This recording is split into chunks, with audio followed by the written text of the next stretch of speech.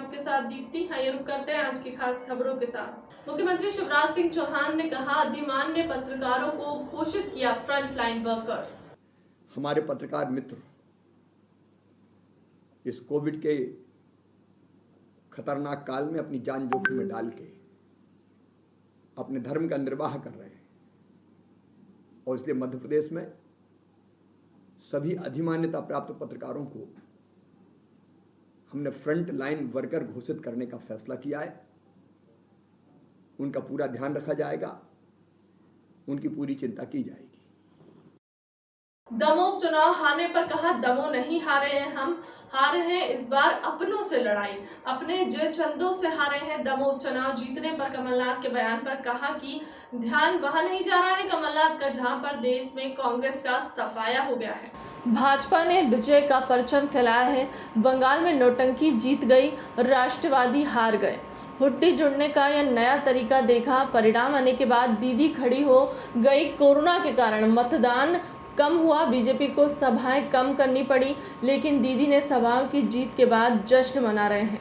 लेकिन हम 3 से बढ़कर 78 को गए हैं। भाजपा का सभी राज्यों में वोट बढ़ा है। मोदी के नेतृत्व में वोट परसेंट बढ़ रहा है। पिछले 2-3 दिन से कोरोना की स्थिति ठीक हो रही है। ब्रजेंद्र सिंह राठौर को श्रद्धांजलि देकर कोरोना से हमारे जवान शहीद हो रहे हैं, उनको भी श्रद्धांजलि दी है। टीके को लेकर प्रेरित करें। जो कांग्रेस ने भ्रम फैलाया है गांव में, उसका असर है। 18 से 44 साल के लोगों को जल्द वैक्सीन लगेगी। रजिस्ट्रेशन ज़्यादा हुए हैं, पर्याप्त वैक्सीन की व्यवस्था कर रहे हैं। चले गए छलछन्नों से और इस बार लड़ाई हारे हैं अपने घर के जयचन्नों से।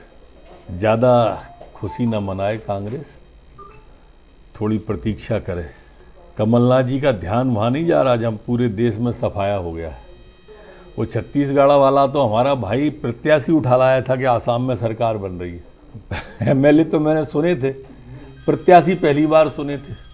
मेरी सहानुभूति है भूपेश जी के साथ में, पर परिपक्व राजनीतिज्ञ हैं, उनको मालूम होना चाहिए आपका शीर्ष नेतृत्व तो ऐसा है कि कहीं नहीं जीतने वाले।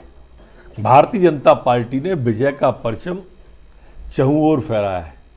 भोपाल कोच फैक्ट्री में बुलाया जाए कम स्टाफ, इसके लिए चिकित्सा शिक्षा मंत्री विश्वास सारंग ने किया। रेलवे प्रशासन को पत्र लिखा है।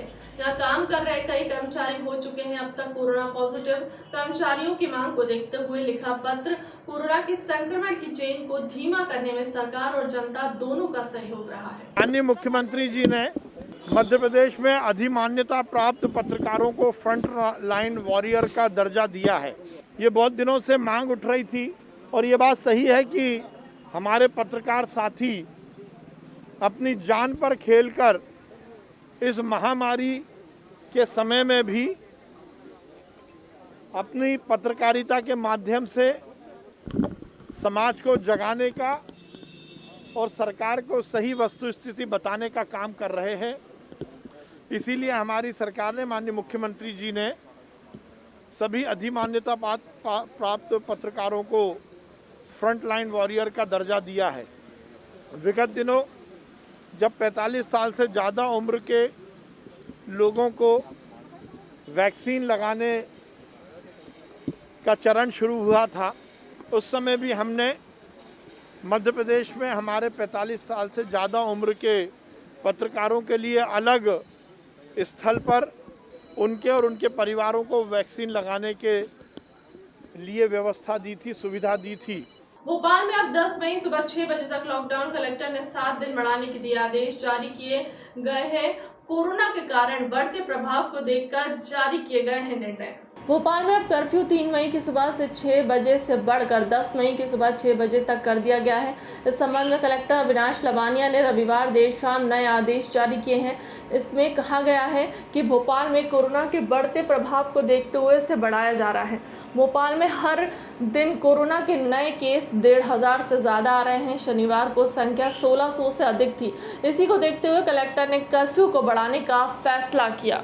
फिलहाल के लिए अब तक की खबरों में इतना ही। देश दुनिया की तमाम बड़ी खबरों के लिए बने रहे हमारे चैनल के साथ। नमस्कार।